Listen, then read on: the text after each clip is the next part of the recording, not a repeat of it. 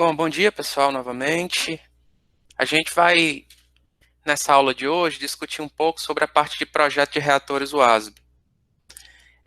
A ideia aqui é de eu apresentar os principais parâmetros de projeto e depois a gente exercitar um pouquinho sobre uma boa parte dessa teoria com uma planilha de dimensionamento aí que eu passei para vocês por e-mail e que eu vou utilizar também aqui nessa aula, tá? Bom, então, o projeto de reatores WASB, a primeira coisa que a gente gostaria de falar é que normalmente a gente trabalha o projeto para esgotos sanitários com base especialmente no tempo de detenção hidráulica, ou também chamado de TDH, que já conceituamos ele, né, que é a relação entre volume e vazão. Qual vazão a ser utilizada normalmente para o projeto de reatores WASB, a gente precisa tanto da vazão média quanto da vazão máxima ali diária e horária, tá? Porque dependendo do critério de dimensionamento e dependendo também do compartimento, digamos assim, do reator que você tá fazendo dimensionamento, por exemplo, se você está fazendo o dimensionamento para saber o volume útil total do reator, aí a gente trabalha normalmente com a vazão média, por exemplo, e associa o tempo de detenção hidráulica a essa vazão média. Mas várias verificações, por exemplo, no detalhamento do compartimento de decantação, a gente também precisa fazer uso de vazões máximas, não só da vazão média, mas também de vazões máximas, certo? Que a gente vai discutir também mais para frente. Bom, então a COV, a carga orgânica volumétrica, nada mais é do que uma relação entre carga afluente, consequentemente o produto da vazão pela concentração, dividido pelo volume. Portanto, se eu vou trabalhar com vazão média, essa carga que eu vou calcular é com base na vazão média. E a DQO, que é o principal parâmetro de dimensionamento de reatores WASB, vai ser a DQO que eu vou obter ali do meu esgoto afluente. Portanto, é importante que eu tenha o mais próximo possível da realidade local esse valor de DQO que eu vou utilizar no dimensionamento. Por exemplo, se eu vou trabalhar se eu conheço as características do meu esgoto, se o meu esgoto ele é mais fraco, se ele é mais médio, se ele é mais concentrado, digamos assim, se a minha estação ela está mais próxima do local de geração de esgoto, se ela está mais afastada, se tem muita contribuição das vazões de infiltração. Então, todos esses aspectos meio que balizam na concepção dessa carga orgânica afluente. Portanto, se eu tenho ali, vamos supor, uma nova estação e vai receber o esgoto de um determinado conjunto habitacional, que eu já conheço mais ou menos ali a taxa de geração, né, ali as características da DBO, da DQO, dos sólidos afluentes, enfim, né, da parte bacteriológica. Portanto, eu vou utilizar esses valores nesses meus cálculos, né, de dimensionamento, de verificação, de atendimento aos padrões aí de lançamento ou de reuso. Tá? E a vazão média vai ser a vazão com base em um determinado crescimento populacional, que vai balizar a questão da vazão doméstica, né, essa vazão doméstica que é o produto dessa população de final de plano pelo consumo per capita efetivo de água, multiplicado pelo coeficiente de retorno, dividido por 86.400 para transformar essas várias unidades aí para litro por segundo, essa vazão doméstica, certo? Que eu vou somar com a vazão de infiltração. Essa vazão de infiltração também é conhecida da gente, que nada mais é do que o produto da taxa de infiltração específica, normalmente em litro por segundo por quilômetro, multiplicado pela extensão da tua rede coletora, que normalmente é em quilômetro. E aí você tem a soma dessas duas vazões, vamos desprezar vazões pontuais, e aí você tem a vazão média afluente à estação de tratamento. Para o cálculo das vazões máximas diárias, horárias, etc., aí a gente vai utilizar aqueles coeficientes K1 para a vazão máxima diária, multiplicado pela vazão doméstica, somado com a vazão de infiltração, e a vazão máxima horária, que é o coeficiente K1 e K2, multiplicado pela vazão doméstica, somado com a vazão de infiltração, tá? Então, chamo mais uma vez a atenção de que esses coeficientes K1 e K2, eles incidem sobre a vazão doméstica, que é onde estão essas flutuações do consumo de água, tá? E não sobre a vazão média, tá? Que tem no seu componente as vazões de infiltração que não são, que não sofrem influência dos coeficientes K1 e K2. Bom, então, nessas vazões, notadamente nesse cálculo aqui que a gente vai utilizar, vai ser a vazão média e a DQO que eu conheço, eu vou calcular, né, qual a máxima COV ali que o meu sistema de tratamento ele vai estar submetido, por exemplo. E vou comparar com COVs limites aí, dependendo do tipo de sistema anaeróbico que eu estou projetando. Por exemplo, se eu estou projetando um reator WASB, normalmente a gente trabalha com COVs da ordem de 10 a 15 quilos de DQO por metro cúbico de reator por dia. Se eu estou trabalhando, por exemplo, com um EGSB, que é um reator anaeróbio de leito granular expandido, né? Eu posso muitas vezes trabalhar com COVs da ordem de 35, muitas vezes até 45 quilos de DQO por metro cúbico dia, tá? Portanto, isso vai depender do tipo de reator anaeróbico que eu estou fazendo no dimensionamento. Para esgotos mais diluídos, como o esgoto sanitário, normalmente os sistemas anaeróbios eles sofrem mais distúrbios hidráulicos do que orgânicos. Portanto, a gente vai ver que a carga hidráulica volumétrica, que é outro parâmetro de dimensionamento que vamos apresentar aqui, eles são mais facilmente atingidos o limite do que o parâmetro COV que diz respeito à sobrecarga orgânica, tá?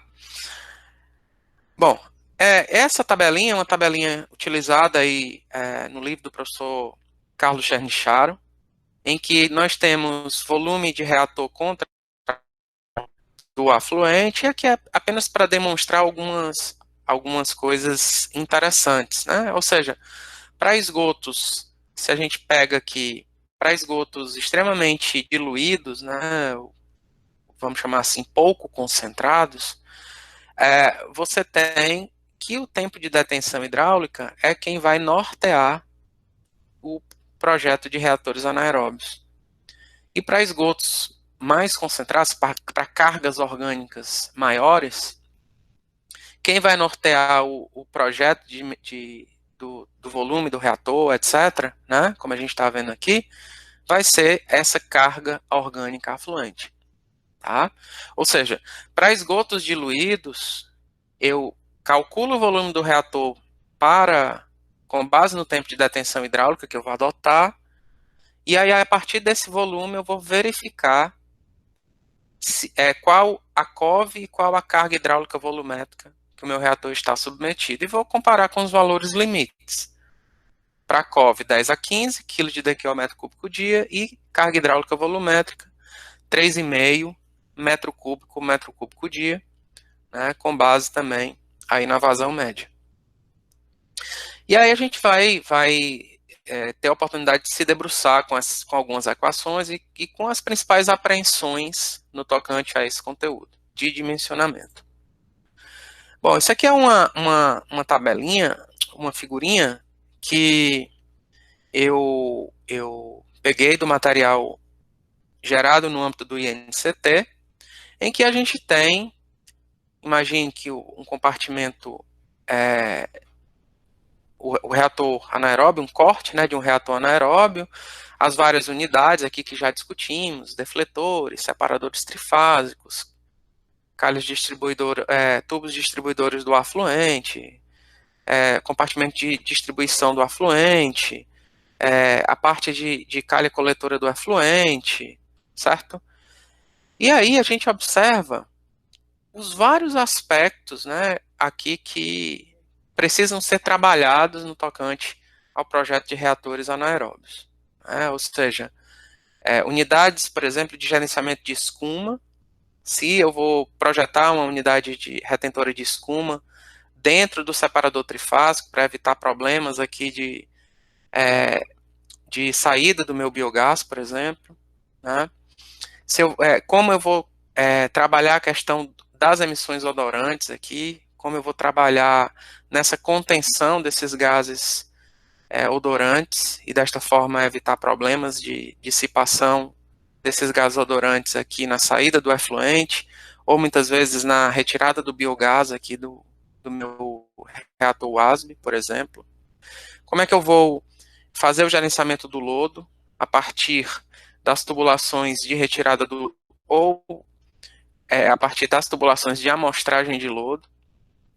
Muitas vezes eu vou utilizar para fazer testes de atividade metanogênica específica, tá? Como eu vou gerenciar problemas de corrosão, que é um dos problemas mais graves quando eu utilizo estruturas de concreto, obviamente, né? Eu já visto que o H2S é extremamente nocivo, né, a questão da corrosão, tá? E no caso do biogás, como é que eu vou fazer o gerenciamento dele, né? Se eu vou simplesmente queimar, se eu vou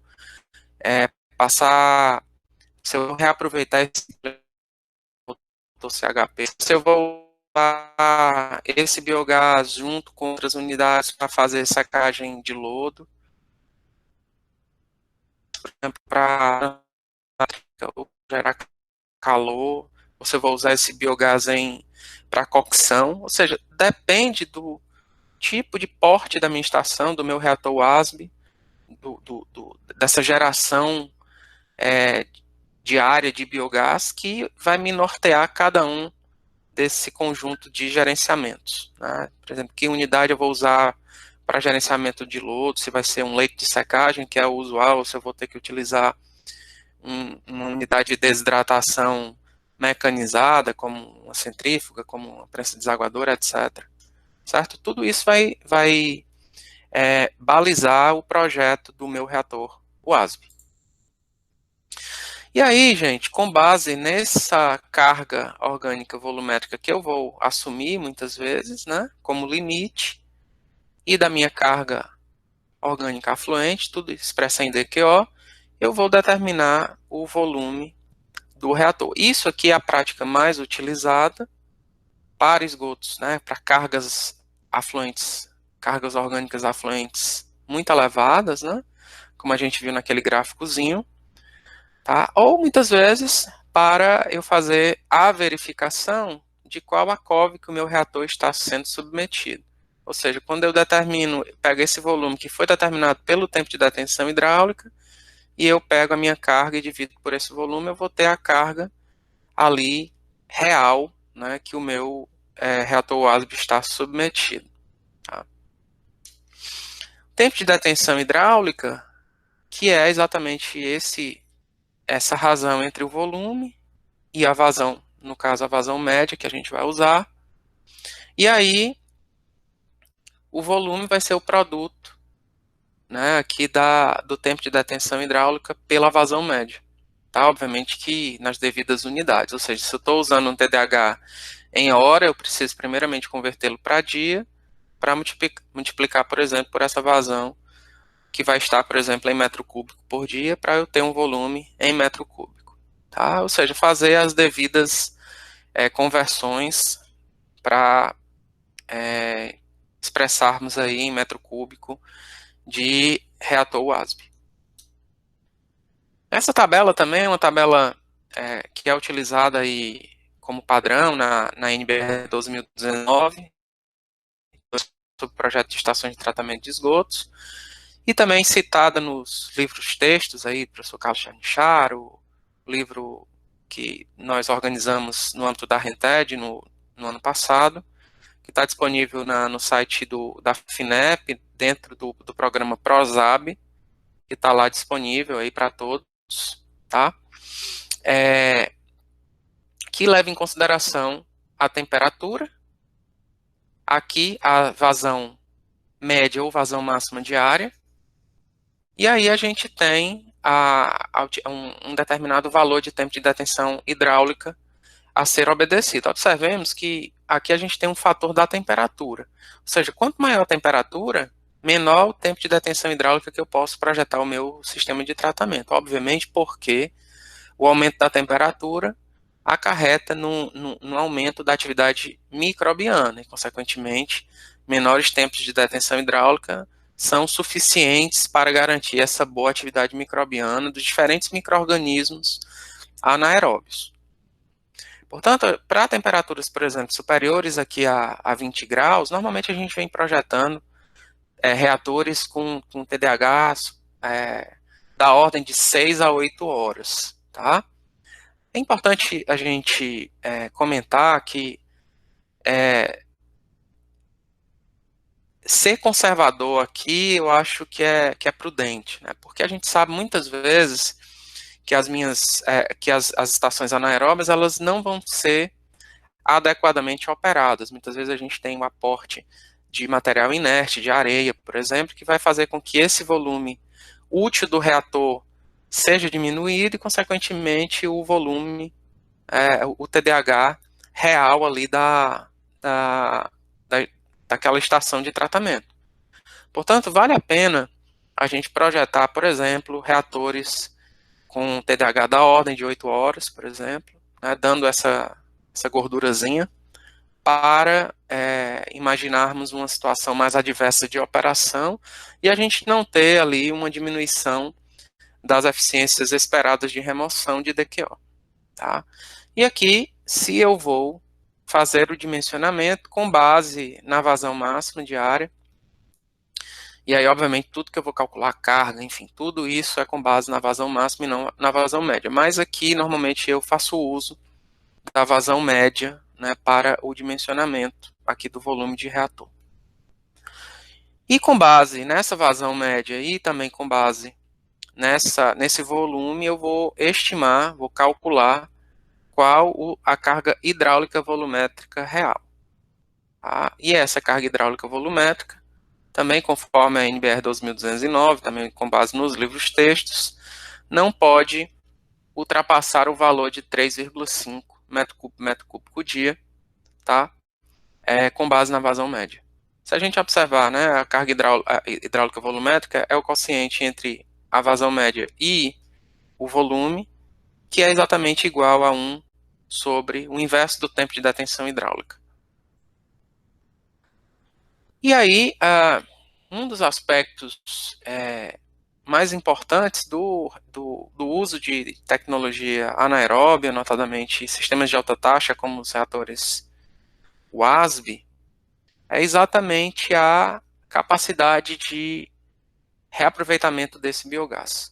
Né? Ou seja, eu preciso estimar qual vai ser a vazão de metano e de biogás que uma dada estação de tratamento vai produzir, vai gerar. E para isso, eu preciso levar em consideração alguns critérios aqui de cálculo. Tá?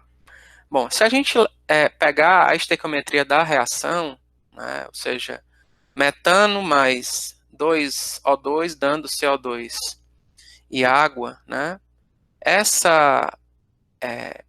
esse fator, né, aqui de oxigênio pode ser indiretamente correlacionado à demanda química de oxigênio, a DQO. Né? Então, o que a gente tem é que um mol de metano vai reagir aqui com 2 mols de oxigênio para produzir CO2 e água.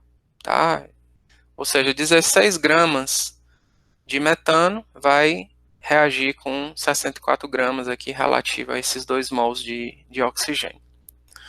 E se a gente levar em consideração também outros aspectos, né, a gente pode ter essa equivalência de produção de metano em relação a grama de DQO degradada. Ou seja, eu vou ter uma equivalência aqui nas condições normais de temperatura e pressão, eu vou ter uma produção de 350 ml de metano por cada grama de DQO degradada, tá?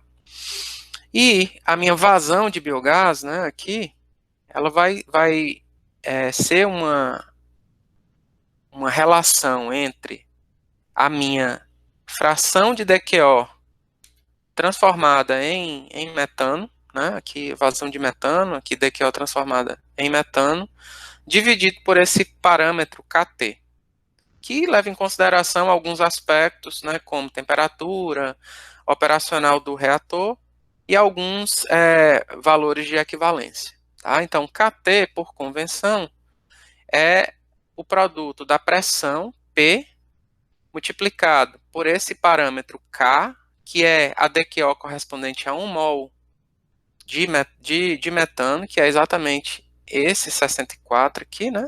Que é a DQO que eu falei, tá? 64 gramas de DQO por mol aqui de metano.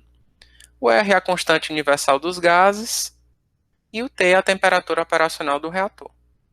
Portanto, normalmente essa pressão é a pressão atmosférica, né? Portanto, eu tenho aqui 1 vezes 64, dividido por R, que é 0,08206, multiplicado por 273 mais T, esse T em graus Celsius. Com base nisso, eu calculo o meu KT, e com base nesse KT e nessa carga de DQO transformada em metano, eu estimo qual é a vazão diária ali de produção de metano. E assumindo-se que o meu biogás vai conter uma determinada fração de metano, com base nessa vazão de metano, eu posso dividir pelo percentual de metano no biogás, e aí, consequentemente, eu vou ter qual a vazão de biogás que eu vou formar, que eu vou ter ali na minha estação de tratamento, tá? Tudo isso é importante, gente, para o dimensionamento não só do volume reacional, né, mas também o dimensionamento dos dispositivos, por exemplo, de tratamento, de gerenciamento do biogás. Os dispositivos de gerenciamento do lodo, como a gente vai falar no exemplo de dimensionamento que vamos fazer na planilha, certo? Bom, se a gente tiver um reator operando normalmente em situações padrão aqui de tratamento de esgotos, a gente tem esses números aqui também de balizamento, que foram obtidos no âmbito do INCTE sustentáveis, né, que nós fazemos parte, que é coordenado pela Federal de Minas Gerais, na pessoa do professor Carlos Chernicharo, que tem a participação de várias outras instituições, como a UFC, a UFPE, o ISAI, FGV do Paraná, o FRJ, a USP e a Federal do Mato Grosso do Sul, tá? E aí, várias coisas estão sendo obtidas no âmbito do INCT, algumas estimativas da parcela da DQO efetivamente utilizada para a formação de metano, de biogás, a parcela de DQO afluente que é utilizada, por exemplo, nos processos de redução de sulfato, por exemplo, né? O que efetivamente se perde junto com o efluente na forma de gases dissolvidos, como metano, como H2S, né? O que efetivamente é transformado em lodo, né? Dessa fração, dessa carga de DQO afluente. Então, são alguns números, né? Aqui para a gente ter nesse balanço de massa em termos de carga de DQO afluente, a qual é convertida em lodo, a qual é convertida em metano, a qual é convertida nos diferentes processos ali que são concorrentes na digestão anaeróbia, como redução de sulfato, como metanogênese, e aqui efetivamente não é removida, porque a gente sabe que o reator anaeróbio ele tem eficiência de remoção da ordem ali de 60% a 75% em termos de DQO, e o que efetivamente sai é removido, né, por exemplo, é transformado ou em metano ou em H2S, em sulfeto, e que acaba saindo como efluente pela incapacidade de desprendimento e chegada nos tubos coletores de biogás. Alguns parâmetros também que são utilizados para verificação, né, são esses aqui que eu apresento, como velocidade ascensional na região da manta de lodo. Ou seja, a gente vai utilizar a equação da continuidade, que é igual a V vezes A. Lógico que eu conheço, A eu vou conhecer, né, porque essa área eu chamo a atenção que é a área corrigida, né, porque muitas vezes eu vou adotar um diâmetro e aí com base nesse diâmetro eu calculo essa área corrigida, ou eu vou calcular dimensões e vou adotar outras dimensões com base em dimensões mais fáceis aí para construção dos módulos, com base muitas vezes em relações L sobre B, que eu vou utilizar, por exemplo, quando eu utilizo reatores retangulares, e aí eu vou calcular áreas reais, áreas corrigidas, e essa vazão dividida por essa área corrigida vai me dar uma determinada velocidade. Obviamente que a gente sempre tem que trabalhar em relação à vazão que está passando em um determinado módulo ou em uma determinada unidade. Portanto, se eu estou utilizando 10 módulos, ali essa vazão do módulo vai ser Q dividido por 10. E a área vai ser a área do módulo, para eu calcular essa velocidade, porque senão eu vou ter uma incongruência aí dos resultados, né? Ou seja, se eu estou usando a vazão total, eu uso a área total. Se eu estou usando a vazão do módulo, eu uso a área do módulo. Tá? Calcula esse valor de velocidade que para tratamento de esgoto sanitário, reatores UASB, normalmente fica essa velocidade da ordem ali de 0,5, 0,7, eventualmente 0,8, né, metros por hora. Tá? São os valores aí normalmente obtidos nos dimensionamentos. E essas vazões, essas velocidades, né, elas são verificadas em relação ao tipo de lodo que normalmente você é capaz de produzir no teu reator.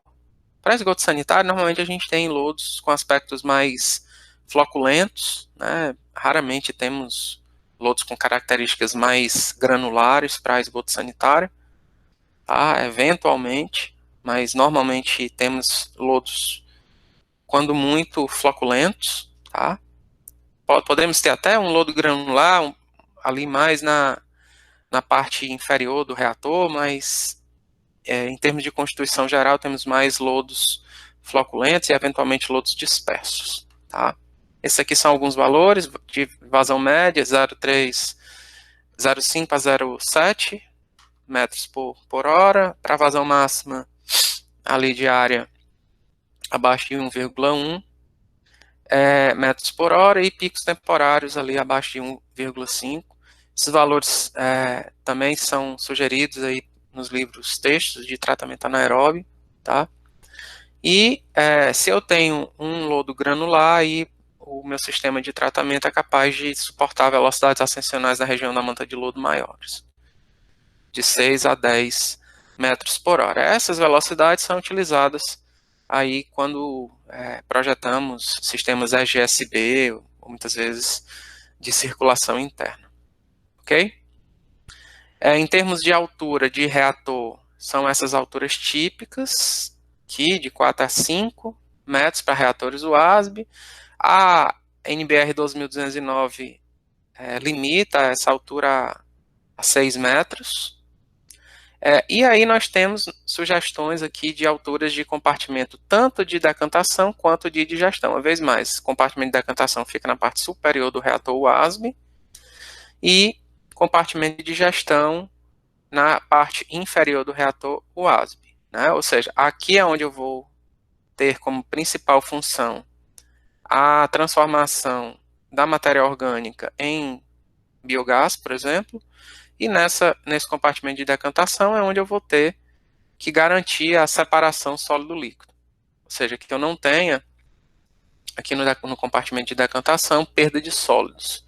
os quais vão comprometer a quantidade de biomassa na região da manta de loto, se eu tiver essa perda, e também essa perda vai liderar uma diminuição da eficiência global do meu sistema de tratamento. Essas aqui são algumas velocidades ascensionais, tanto no compartimento de digestão quanto de decantação, que são sugeridas, tá? Que ficam no material, para a gente olhar depois. E também temos no projeto de reatores que o coração é a zona de digestão, mas o pulmão, digamos assim, do reator anaeróbio é o separador trifásico, né? Que vai separar exatamente essas zonas de digestão do compartimento de polimento, né? Ou de decantação. Tá? E esse separador trifásico, ele ainda vai ser responsável pela retirada do biogás, né? Por isso que o nome é trifásico, ele vai separar as fases líquida, as fases sólidas, a fase líquida, a fase sólida e a fase gasosa, tá? Bom, e aí, o separador trifásico, ele pode ser construído, né, digamos assim, com diferentes materiais, como a gente vai ver. Posso usar concreto, posso usar fibra de vidro, posso usar lonas, enfim, desde que o tempo de detenção hidráulica no compartimento de decantação seja obedecido, as velocidades, as taxas, né, a angulação mínima requerida, que essa angulação tem que ser superior a 50 graus, também conforme a NBR e literatura técnica, tá? Então, se eu garanto esse tipo de atendimento, eu posso utilizar todo e qualquer tipo de material. Obviamente que esse material tem que ser um material resistente tanto aos agentes agressivos gerados no tratamento de esgoto, quanto também as próprias tensões aí de cisalhamento, tensões diversas, né, que esse movimento do fluido, do sólido, dos gases, vai gerar dentro do sistema de tratamento para não ter nenhum tipo de dano à integridade física do meu separador trifásico, tá? E aí, no separador trifásico, a gente vai, no projeto, calcular esse ângulo, né? Esse aqui é alfa, aqui também eu vou ter alfa, qual é essa largura, qual é essas velocidades aqui alcançadas, qual é esse tempo de detenção hidráulica aqui no meu compartimento de decantação, qual é esse trespasse aqui do meu defletor em relação ao início do separador trifásico. Enfim, todos esses aspectos são cobertos no dimensionamento de reatores WASB, né?